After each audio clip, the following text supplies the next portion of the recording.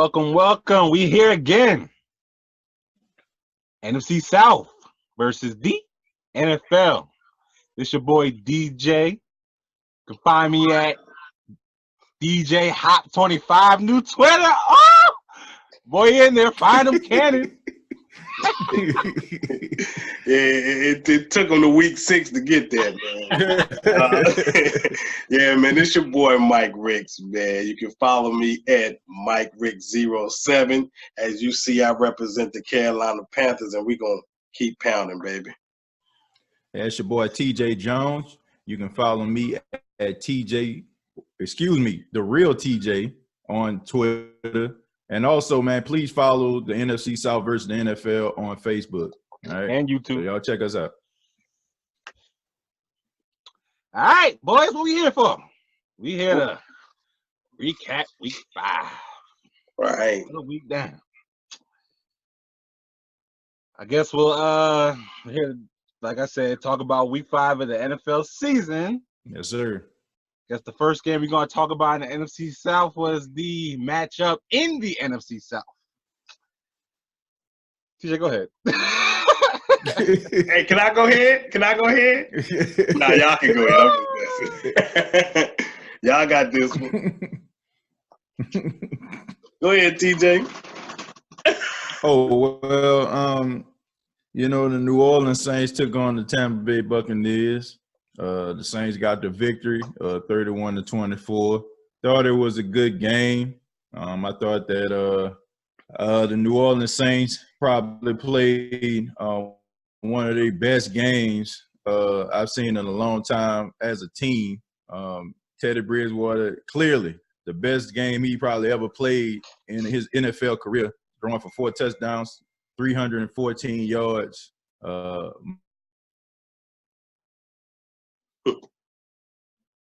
Michael Thomas was down.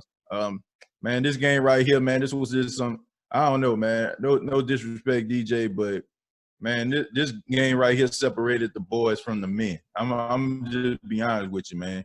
New Orleans Saints, they were just more hungrier than the Tampa Bay Buccaneers in this game, in my opinion. I think that the Tampa Bay Buccaneers, I think they came riding high. I think that they looked at the fact that they beat the Los Angeles Rams in the way that they did.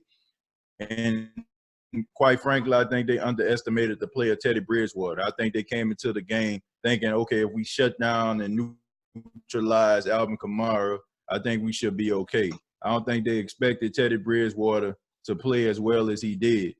Teddy Bridgewater, I mean, he was delivering the ball on time. I mean, throwing the ball down the field. The offensive line, best game they played in about 3 weeks. You see a whole bunch of penalties by them.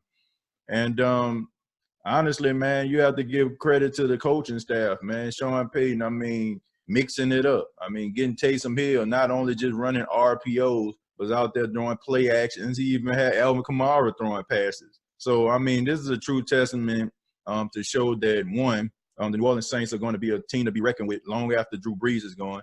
And number 2, that the Saints have one of the best coaching staffs in the National Football League. And in my opinion, I feel like Sean Payton should be Coach of the Year because, I mean, he has proven that he is worth talking about. I mean, we heard this for years about Sean Payton and Drew Brees being joint at the hip, and Drew Brees' success is Sean Payton's success, but you never really hear about Sean Payton's success being Drew Brees' success. So the New Orleans Saints are a good football team. They're one of the NFL's elite, and I think they just put the NFL on notice with that. So no disrespect to the Tampa Bay Buccaneers. I mean, they have a bright future. But, I mean, you have to learn how to win, and you also have to learn how to lose. And the NFL is a game of emotions. You can't be too high, and you can't be too low. You're never as good as they say you are, and you're never as bad as they say you are. So the Tampa Bay Buccaneers, they can bounce back. I feel like this is going to be a learning experience, and they can grow from this. That's my opinion on it.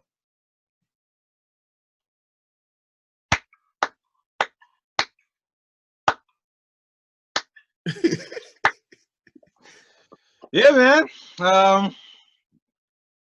From a Bucks standpoint, this was definitely a measuring stick, and that stick fell short. You obviously saw, you learned real quick what a good team looks like. You came in thinking, we can measure up. Possibly see, basically it was a measuring gauge. You came off beating the Rams. You came into this game thinking, we should and we can have a chance against this team. And obviously, you're not ready. Buck showed that, a bunch of shortcomings. I mean, that secondary exposed. For the most part, like I said, linebackers for the most part was exposed. And we're also exposed about basically all levels of the defense. I mean, you talk about the line too. Shaq Barrett not doing anything. That defense didn't look like they had the weeks before. Very optimistic. Opportunities there. They didn't want to take it. But at the end of the day, Saints played a better game. I mean, they definitely stayed on the field. I think in the first half, Tampa Bay only had 21 plays in the first half. You can't get a rhythm, playing like that. James Winston was under siege basically the entire game. It was close up until halftime, and after halftime, Saints had the nerve, break my right guard's arm, Alex Kappa, in the second quarter. He played the rest of the game out. And then you took my half a knee right tackle and blew his hamstring. I mean, he just got tested, and like you said, I mean, we took them body blows and we dropped. That's simple. I mean, how else can you put it? we're gonna have to repatch up for this matchup coming up next. Obviously, we'll talk about that later, but yeah, we got our Mr. Earl Walford now and Josh Allen. The whole right side of the line had to be retooled. Thanks, Rankins and Oyamada and Cam Jordan. Y'all broke my lineup. Vernon Hargraves being exposed. Just like I said, offense. I can go all day about that. I ain't even gonna talk about it. But at the end of the day, the Saints obviously showed they're a better team. We really didn't question that, but I thought this team would have had a chance. Hey, that's why we played the game. Big ups to the Saints. Big up to the Saints fans. Big up to the coaching staff. Pay my little respects. Good game. We lost. That's what's up. Well, that's very big of you, DJ. Man, forget you, man. I get I'm saying, man. You taking it like a man. That's all I'm saying. I gotta give props for props is due. You gotta call it like it is. I'm a fan, but I gotta call it like it is. You lost that game. You taking it very like a man. That's all I was saying. But since you want to go there, I'm gonna go there for a little bit. How it played out is exactly how I thought it was gonna play out. I knew the Saints were a better team. Tampa was riding their high horse. That's saying they're not a good team because I think they're a better team than what they have been in the past, but just not right now. Not to play against this caliber of a team.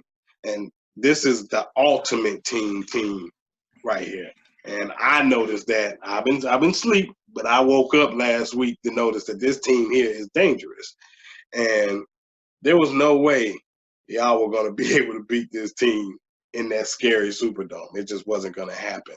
And everything that I said was going to happen about Teddy Bridgewater and Sean Payton coaching the team for the Seahawks and for the Cowboys to keep them, they like to run the ball and to keep their offense off the field and things like that, and didn't let Teddy overdo himself. He kept him within where he needed to keep them to manage the game, those two games. And he knew this was an opportunity where he had to go over top, and he knew Teddy could do it. And so that's why he drew up those plays. Excellent job. I knew this was going to happen because of the coaching staff that the New Orleans Saints have. And there's no knock on y'all staff because y'all got a good coaching staff over there too. It's just young. They're new to these players. And these guys been together for some years now, so they know what they got. I will say this. The Tampa Bay Buccaneers have a very bright future. So I'm going to give y'all props on that, man. Y'all got a very young secondary. You're going to go through those growing pains, man. So you have to let them learn by experience. I know y'all want it right now because y'all haven't tasted success in such a long time. And oh my God, we got a new coach. We got 10-6. He's been 10-6 the first time he was with Arizona Cardinals and this and that and that. Be patient, y'all. Even if he goes 8-8, 7-9, be patient. He's gonna get these boys where they need to be. But yeah, there was some exposure there, and I saw it before, and they took advantage of it. And I'm gonna keep it short.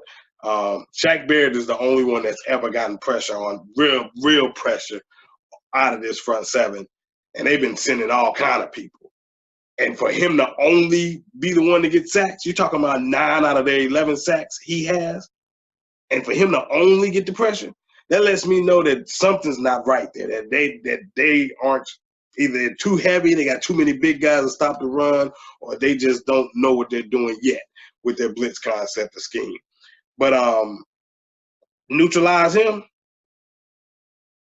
you can have success over the top. And that's what they did. Sean Payton's smart. But I thought it was a good game. To my opinion, DJ, don't take it personally. It should have been a blowout. But y'all were able to keep it close and try to give yourself a chance to win, but it just was too much.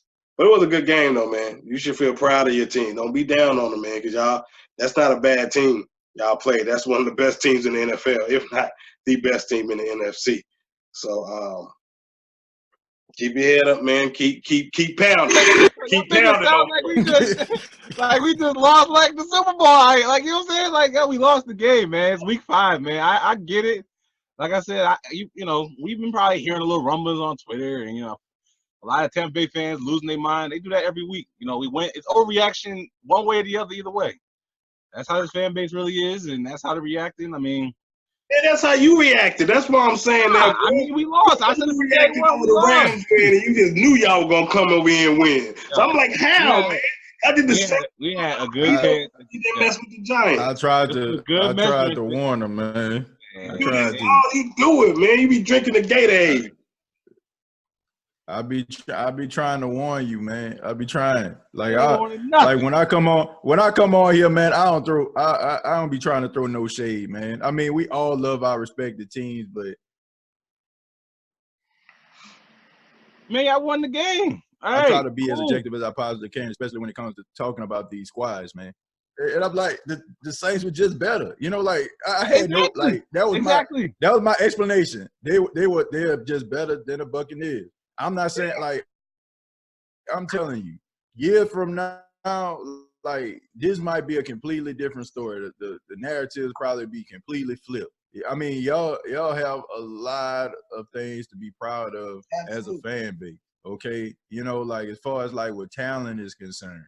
I mean, but I say, you know, like it comes from, you know, going up against teams like this. You know, like going, you know, like I can just remember.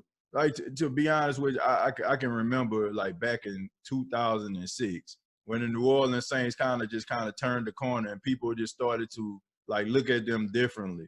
They ended up, like, going up against the Pittsburgh Steelers. And, like, they were going blow for blow with the Steelers. And they lost that game, man. But they came out of that game, people was like, man, you know, man, this team right here, like, they legit. That, you know what I'm saying? Like every team needs that signature game where, you know what I'm saying, they go up again. And I feel like y'all gonna be there in the future. I mean, but it all depends on like the play of Jameis Winston and some of the talent in your secondary. You clean that up, I think y'all be legitimate down the line. But I didn't get that from this showing. I didn't. I'm getting over cold. But I did see that they're a bright team in the future, but I didn't get it sit there and say that they're a legit contender right now. Well, okay, maybe that was a bad example. The week before the Saints played the Steelers, they played the Cowboys on national TV.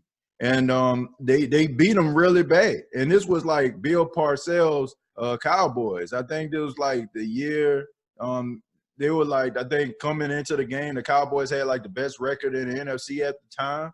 And people just looking at the, you know, Saints as the lowly Saints. And the Saints, you know, beat up on them. Then the next week they went to Pittsburgh and they lost. So I'm like, that tells you right there, like prime example. Y'all went to Los Angeles. went up against the NFC, you know what I'm saying, defending champions, and y'all beat them. And then y'all came to New Orleans and y'all was riding high and, you know, thinking, you know, y'all going to remove the stigma of what people been thinking about Tampa for, you know, for some years and lost. There's nothing wrong with that. You learn from it, you grow from it, you move on. And I think some of the people in your fan base need to realize that instead of, you know, I don't know. And that's what we were talking. And that's why it may have seemed like a eulogy or something, man. But I wasn't trying to give a eulogy. I was just saying that your fan base over here, I don't want them to just jump ship and start acting crazy because right now y'all lost on the Saints team. We're gonna do that anyway. So we ain't here to talk about that. Okay, I get it. We get it. All right, y'all. We get it. We gonna move on. Okay. Hey, y'all over here trying to read a. I don't even know. I'm not reading a eulogy. I know that y'all can be good. I actually had y'all being good this season, so we know y'all can be good. So that's all. Mm-hmm. Yep. We could be dogging y'all like we do the Falcons because you know we biased. But right. So you want to go into that game next? They dogging themselves. Go ahead, Mike. Let's go into the the Atlanta Falcons at the Houston Texans, man. Oh man, what was they put up a 50 burger on them? I believe it was 53 to 32, huh? 32. Yeah, 21 points, man. Skunk rules out. Yeah, man out here skunked. Yeah, I'm gonna keep this very brief. I'll let y'all if y'all want to get into it. All I'm gonna say is I kind of seen this happening. You know, my boys played this team last week, and I knew this team was a good team. We may not allow them to look as good as they looked against the Falcons, but I knew they were a good team.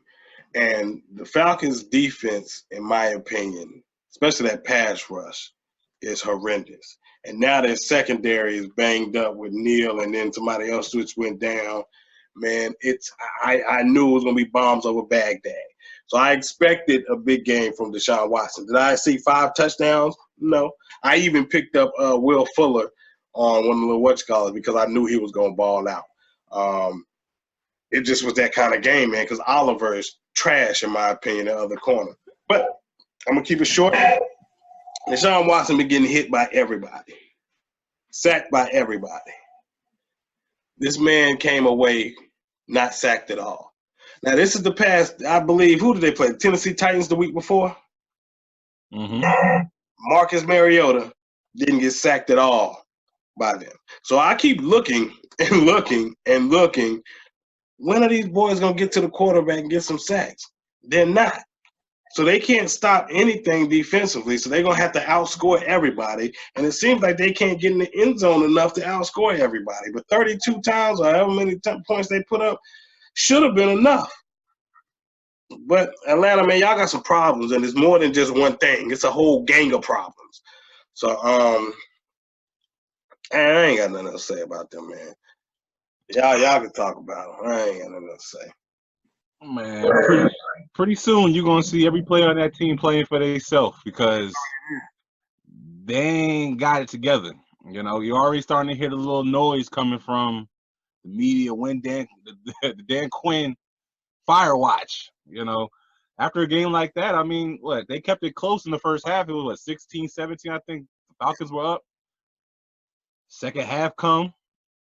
Yeah, I mean, it should have been a foreshadow in that first half. I mean, Will Fuller was doing whatever he wanted. He didn't care if it was Oliver, Trufant, Dan Quinn. It didn't matter. Whoever was guarding him, he did whatever he wanted. And then my cousin Nook, you know, he's like, you know what? You doing too much, Will. Second half, he got into the action.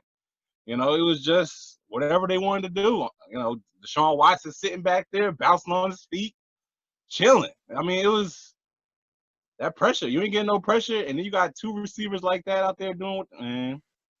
Long day. I had a long day. Defense, to be honest, the Texas defense didn't even really do much. Like you said, 32 points. I put up 32 points. Mohamed Sanu, he had a nice little game like y'all finally I basically almost featured him the entire game. I keep coming on here trying to talk about Devontae Freeman, but it looks like Smith might overall be a better running back. Every time I see him touch the ball, he seems like he's gaining more yards than Freeman. Defense, like I said, we just talked about defense. Ain't much more I can talk about defense. Offense, like I said, Muhammad Sanu look good. Calvin Ridley ain't like nothing really. Yeah, I mean, but at the end of the day, your offense still put up 32 points on almost any given Sunday. That should be enough to win. That defense, for all the talent that I've been trying to invest into it, at least draft wise, it ain't paying off. Neil gone. I don't know, man. Everybody saw it coming. I think we all said the Falcons gonna win this game. I mean, Jesus Christ, the Texans gonna win this game. Bias. TJ gave him some love, man. Yeah, I thought for sure. Yeah, I thought for sure the Falcons were gonna win this game. I thought they would be playing, for their coach or whatever like that, because of all the scrutiny that he was receiving because of how they've been playing. Look, man. Look, y'all know me. I'm a straight shooter, especially when it comes to the Falcons. I mean, they just not good. Like they just not good. It's hard to see, and you're wondering to yourself, like, why aren't they good? So it's like when you look at them, you don't see them playing up to their full potential. You wonder, like, why is it this way? Maybe it is time for a different voice in the locker room. I mean, it seems like to me like Dan Quinn has lost his locker room. I don't know if it's because of the predictable play calling defensively. I don't know if it's the fact that Ryan is on his third or maybe it's just the fact that whole Super Bowl situation happened a couple years ago. I mean, I just don't know. This is not a good football team. And I'm going to be honest with you, man. I feel kind of bad for the Atlanta Falcons fan base because, usually, like, you can see them talking, telling us everybody else in the division suck but them. But this is just sad right here. I mean, this is just awful stuff to watch. And I don't think it's so many issues with this team. It's like you can't even pick one. I mean,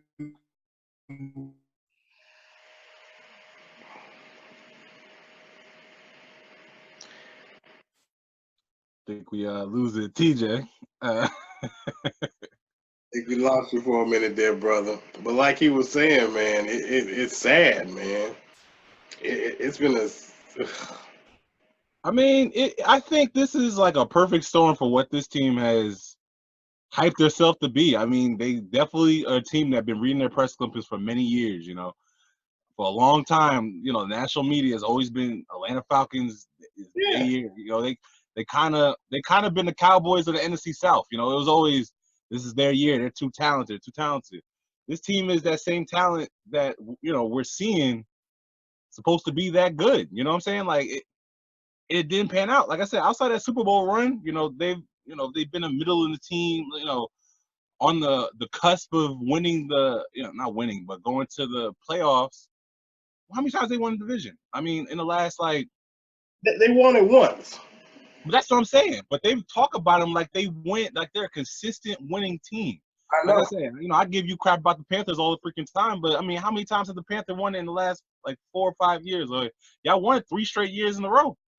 Yeah. But what love do y'all get? It's always the Falcons. It's always this. It's always these same players that they add a couple players. Oh, that's them. They're ready now. You know what I'm saying? It's just the same thing. Well, because it's sexy. Everybody looks at skill positions and think that's what's going to win because this is the fantasy football era in Madden. But real football isn't won like that, man. Real football is won in the trenches. It is what it is. Yeah, skill players help, but it's not flashy. They need those flashy guys. And the Atlanta Falcons have invested way too much money and energy into skill positions in their quarterback. That they can't do anything defensively and they can't block worth a darn. So they can't even outscore people. It's sad. It is, but like I said, I really do believe this was coming to the Atlanta Falcons. Like I and then also, I mean, you also got to, say what the elephant in the room is. I mean, you can't continue to swap out coaches and think that you're going to still have the same success. Right. That's something that definitely is hampering that team. I'm not going to sit here and act like they don't have talent. But I mean, every team in the NFL got talent. I mean, and it does come down to coaching. When you're swapping coaches in and out, what? Matt Ryan or that offense has had, 4 coaches in the last 4 or 5 years now? I mean, well, it's been 3 at least. What do you have? Shanahan, after they went to the Super Bowl, they lost him. They went and got what's the dude from Alabama? Sarkisian, and then they had your boy from last year. No, Sarkisian was last year, wasn't he? Yeah, they had him 2 years, and then they went and got Dirk Cutter. Yeah, and they had Dirk Cutter prior to that. So I mean, you're still talking swap. It's gonna catch up to you. And it's catching up to Atlanta Falcons, and right now they're a bad team. And it brings a little smirk to my face because I've heard it for many years how bad my team is, and now y'all here. And here he is. Our boy is back. Yeah, sorry about that, man. I lost connection. I apologize. We finished it up on Atlanta Falcons, letting them know. I mean, this was just sad. Yeah. Well, you can get your final word on them, man. You kind of broke up a little bit, man. Yeah, I mean, if y'all covered it, man. I really don't understand like why this team not good or even in contention. Like I said, maybe they need a different voice in the locker room. That's just my final take on it. Well, according to Arthur, he said that he's not going to make any changes right now. Mm-hmm. So it could be at the end of the season. Who knows? But it's going to be a tough year for them. So y'all get ready for a nice draft pick, Atlanta Falcons. Yeah, get some D-line. Go look at the draft. Look at some D-linemen right now. Some of the top linemen that are out there. Yeah. That's something you don't like to invest in. You got APBs out on both your ends. You got Grady Jarrett just wasting away in the middle. Get that man some help. I think they might need a new general manager too, and somebody that's in the scouting department. Because man, they've been whiffing on draft picks, in my opinion. I mean, every team you could think about, like every team gets at least one guy that you feel like can be serviceable. But I mean, just looking at the squad all around defensively, they done a horrible job, like getting guys that can get pressure on the quarterback. These guys are stealing money. Right. Well, that's enough about them. Well, let's move on to the last game of the South, DJ. Yeah, the Carolina Panthers beat the Jacksonville Jaguars. They beat the Minshew Show. Jaguars 34-27. This game, it was a good game for the most part. I think the first half, the Jags couldn't stay out their own way. It seemed like every play that they possibly wanted to make a big play, they got flagged for something. Mm-hmm. They definitely lost the turnover battle. What, they had 3 turnovers off of fumbles, I think. Or they lost 3 fumbles. Your boy Burns ran one back for a touchdown. Yeah, I mean, they just – I don't want to say they didn't – like I said, I'm not going to undercut the Panthers and say they didn't win this game because the Jacksonville Jaguars lost this game. I mean, they just didn't do what they need to do to take care of business. And being that the Carolina Panthers are a better team than them, they capitalized. They took care of the ball. They played their style of ball and they won the game. It did come down to the last drive. Minshew didn't have enough magic to come out with a win. They had like 3 chances. They called like 3 flags at the end of the game against the Panthers to give them like 3 opportunities to score, and they just couldn't do it. It was like a microcosm of the entire game. It's just like I just fell short, or you just didn't have enough, or like I said, you just bit yourself in the butt, and then it came back. Good job, Panthers. Y'all won another game. Y'all took over 2nd place in the division. Still can't stand y'all. Yeah. Man, just congratulations to the Panthers. I mean, on a good team victory. I think that the Carolina Panthers, a very underrated football team. Any time that your starting quarterback can go down and you end up playing better than you were playing when he was in the lineup, shows like the character of the team. That shows that guys are showing accountability. I think that's the true definition of a great team. When guys can step up when somebody goes down of that magnitude. Kyle Allen, he played a decent game, but I mean, what can you not? I mean,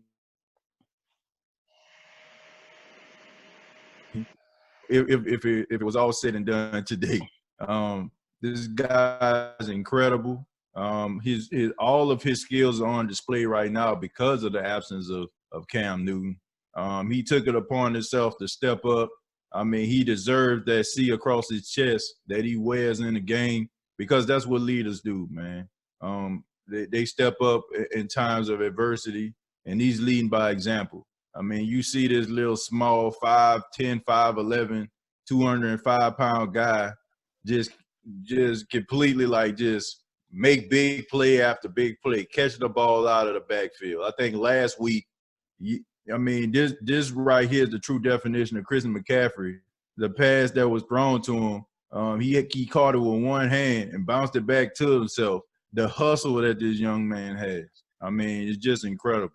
When you got that kind of thing going, man, I mean, you want to play for a guy like that. The Jacksonville Jaguars, I mean, they did some good stuff, man. You see Leonard Fournette went over 100 yards. That's pretty hard to do against the Carolina Panthers defense. Gardner Minshew, I mean, over 300 yards in the game. I mean, they did some good things, but all in all, the Carolina Panthers did what they needed to do. And that's number one, represent and defend home. They did that. And they ran the football, man. They used Christian McCaffrey in all different types of ways, and they were able to get the victory, man. So congratulations to them. And if Christian McCaffrey is not the front runner for league MVP right now, it should be a shame, because I seen a stat. They said that this guy has more total offense alone than the entire New York Jets football team this whole entire season. That ought to tell you everything that you need to know about Christian McCaffrey right now. He on another level. And anytime you're mentioned among a great like Jim Brown, nothing else needs to be said. Well, just as bad as the Jets are. Which one is it? It's like, nah. Well, I mean, but still, that's an entire football team. Like that's a. I mean, and TJ, I'm glad you said that, man, because that's what I was going to open with is Christian McCaffrey, man. This guy, what more can you say about him? And like you said, you mentioned in the greats with Jim Brown and O.J. Simpson, talking about in the first 5 games of a season, Jim Brown is leading at number 1 with 988 yards from scrimmage. Number 2 is Christian McCaffrey with 866 yards. McCaffrey right now has more yards from scrimmage than Ezekiel Elliott and Todd Gurley combined. Come on, man. Hey, you can say what you want to say, but this kid here, man, is the sole reason. I know Kyle Allen's getting a lot of the props, but Christian McCaffrey is, I'm not going to say the sole reason, but he is one of the main reasons why we've been able to go 3-0. Without a doubt, man. He's playing unbelievable football, and it's encouraging football. Like TJ said, man, when you see somebody that's given that much effort, it's contagious. It's contagious across the entire locker room. It's a reason why the defense wants to play as hard as they're playing. It's a reason why the offensive line wants to block as well as they've been blocking lately. And I want to talk about this for a little bit, and I'm going to move on. Our offensive line at the beginning of the season was shaky. We had some things we needed to work out. We had a player at left tackle that's never played left tackle before. He hasn't played left tackle since Cam Newton's been gone. And Kyle Allen hasn't had to experience that situation. He's playing much better in that guard position for us. We had our second-round draft pick, Greg Little, that's played and played phenomenal. Last week, Greg Little was in a concussion protocol and couldn't play. And we didn't put Darrell Williams back at left tackle. We used our fifth-round draft pick, if I'm not mistaken, in Dennis Daly from the University of South Carolina. When I tell you, everybody was like, dang, I didn't even know he played. Well, I knew he played. But you know why they didn't know he played? And that's a great sign for an offensive lineman. They didn't know he played because he didn't give up any mistakes, didn't give up any sacks, didn't have any holdings. He was out there balling. It was part of the main reason why Christian McCaffrey was able to run on the left side like that. Man, I'm going to tell you something, man. We had Matthew Paradis signing, and I thought it was a big signing. He had a season-ending injury last year. So he's coming in, just like Cam has to come in and work himself back into it the first couple of games. Now that he's back, got his feet wet, Darrell Williams, we shifted him away from the left tackle. We solidified our offensive line. Man, it's going to be tough. It's going to be tough for anybody to come up. And I'm not saying we're unbeatable. I'm not going to say that. But you're going to have to fight us. We got some dog in us, and you're going to have to fight us because the way we play football, man, we ain't backing down. We got heart. We got way too much heart on both sides of the ball.